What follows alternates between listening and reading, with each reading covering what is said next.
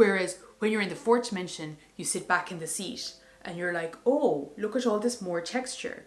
Look at all the context on the sides that I didn't have the space to see before. Hey guys, how's it going? Welcome to Going Dotty. I'm Trace Egan, and in today's video, we want to be looking at the model of 3D to 4D to 5D consciousness. What exactly that is, how it operates, why it's like this, and to provide a full explanation for that so that you are able to wrap your head around it. So let's crack into it.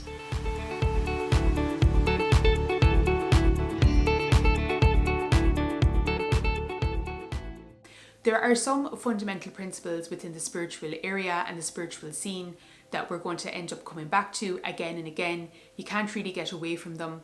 And so much of what Going Dotty is breaking things down to the fundamental principle. So I want to talk you through a couple of these concepts, give you the opportunity to be able to perceive these concepts in their most basic format. I do think that this video is going to be a little bit of a reference video. It's not necessarily something that you need to be able to incorporate or wrap your mind's eye around completely, the first time that you watch this. You might have to come back to this again. It's also just a good topic to be aware that it's available to understand, even if you don't actually want to get into it in any detail. That's very much up to yourself. But I certainly feel having this kind of information freely available is useful, which is why I've taken the time to explain these. It's when we're talking about our 3D conscious construct, the way that that works is when we live in a 3D reality and human beings have 3 dimensions of consciousness available to us. Well, the fact that we are embodied and we have the vehicle of consciousness that allows for consciousness, absorbs one of those dimensions, which means that we only have 2 dimensions to perceive with or through or interplay with. We call this duality. It's a binary system of opposites. We have opposites because that gives us a scale to judge, which allows for perception.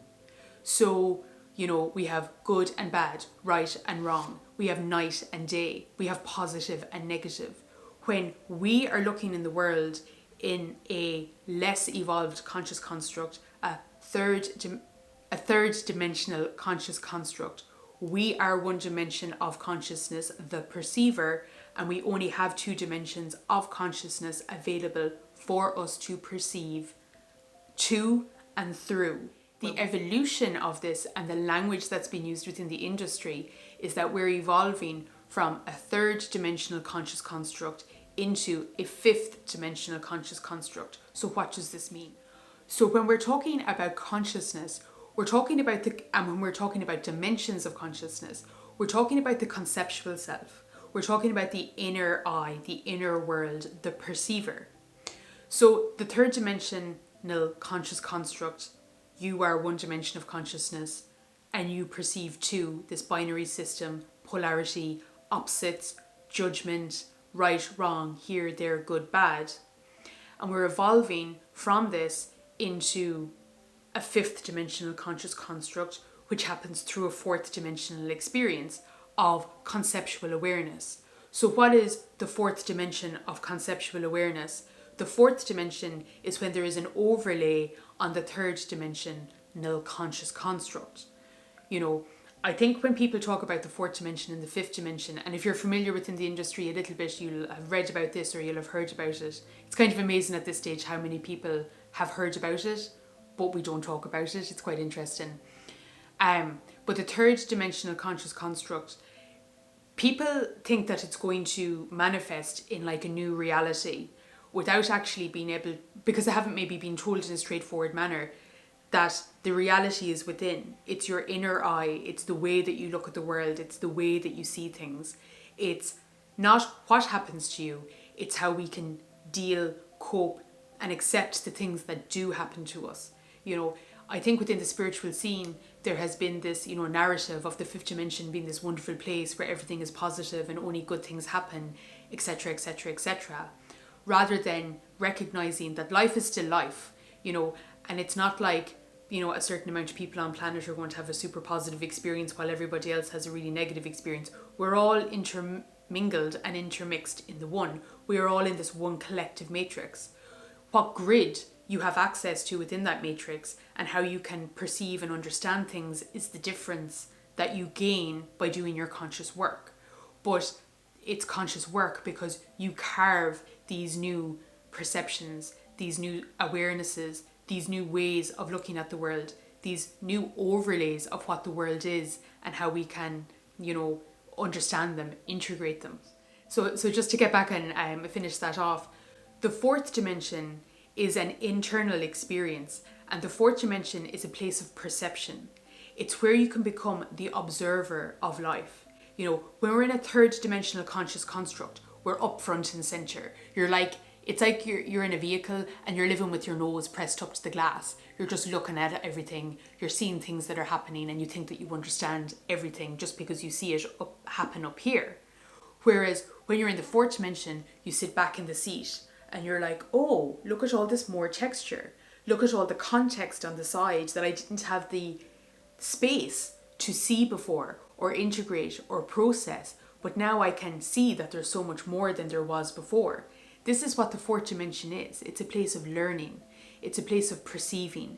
It's a place of going back and doing your healing. When you're in the fourth dimension, which is an internal space that you embody, this is what people talk about when they talk about the cocoon. You go into a cocoon. You go into a passage of time where your inner being is brought through this vortex, this tunnel or portal of time that you walk through, where the vortex that you are gets the opportunity to rewrite yourself and reprogram yourself, which might sound lovely like butterflies and airy fairy, but it's actually a lot of very difficult work. You have to look at your fears. You have to understand your conscious construct. You have to build an understanding of what you are. And it doesn't necessarily matter, the imprints that your conscious form takes and accepts to be able to understand this. Some people will naturally do this through having a family, or somebody who was maybe a bit of a couch potato before becomes very fit and very active, and they start doing all of this new fitness element and area of life becomes their passion. Or maybe somebody who wasn't very driven before suddenly becomes very focused on their career. This doesn't have to manifest in a person's world through the specific medium of conscious awareness, of this language, of spirituality. It doesn't have to happen like this. But what we're talking about here is the underpinnings of what is going on. When a person starts to work on themselves and they develop themselves, somebody who comes to mind in this is Jordan Peterson. I am confident that a lot of people are doing their inner work and their personal development through a more mainstream psychological model along the lines of Peterson's work at this time. They're still on a level working on their spirituality. They're using a more accessible mainstream medium to be able to, touch base with that and articulate that within themselves. But it doesn't have to happen necessarily through a conscious medium of consciousness and spirituality. It can happen through other ways and forms. This is all about a part of naturally living life. And there are multiple ways that can happen for people. This is just breaking it down through this particular angle of perception. But it's not the only angle of perception that there is. And again, within Going Dotty, I certainly like to break everything down to its fundamental principle, which is why I use the language that I use. That's the specific telescope or microscope, if you want to say, that I look through. It's the lens that I look through, but that doesn't mean that it's the only lens that exists. Thanks very much for joining me in today's video. I hope you've enjoyed it. Please let me know in the comments below if you've got any questions, if you want any clarifications, and I will chat to you guys again.